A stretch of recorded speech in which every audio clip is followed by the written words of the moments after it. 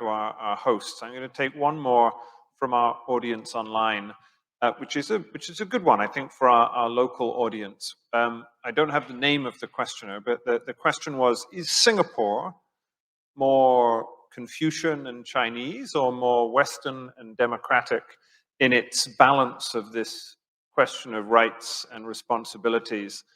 And I suppose as a coda to that, I wonder if you also might, if neither China nor the United States have this balance of rights and responsibilities correct, are there other countries that you might point to that do, maybe in our own region, in Japan or South Korea, other places that you think are exemplars? So where does Singapore fit within the discussion that you've given us this evening?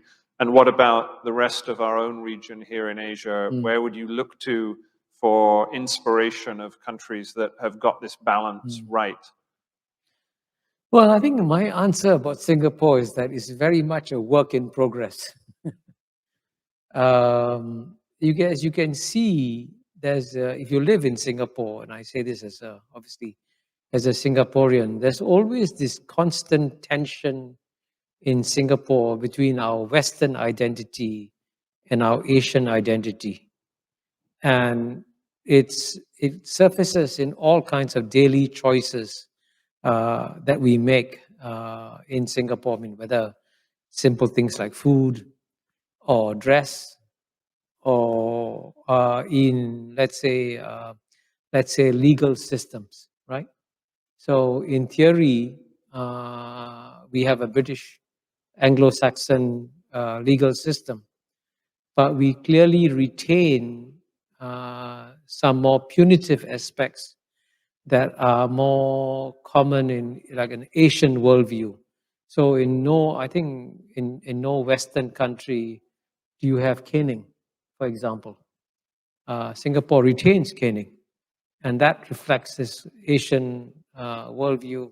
Yes, you must punish severely. So I would say in the case of Singapore, it's actually in some ways one of the most interesting countries in the world, because it's always pragmatically trying to adapt what it thinks is the best solution. And if the best solution comes from the West, it takes the Western solution. If the best solution comes from the East, it takes the Eastern solution. And for those of you who are real locals, you know that creates a rojak. As you know, rojak is a dish where you mix lots of things.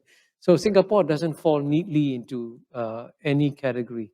And that's why actually the story of Singapore is a fascinating one. It's a society that I think is very little studied and very little understood in general by the rest of the world. Now, in terms of which other societies, I would say in general, if you ask me to which are the societies that are maintaining a good balance between rights and responsibilities, I would definitely mention the Scandinavian nations, or even many of the EU countries. I'll mention Germany as a positive example too, as a country that is trying to maintain the right balance between rights and responsibilities.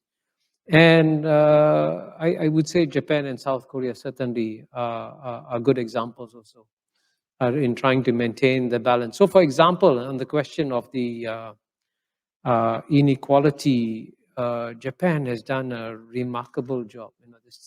The salary of a CEO in Japan relative to the bottom is, I think, the lowest in the world, I think, if I'm not mistaken.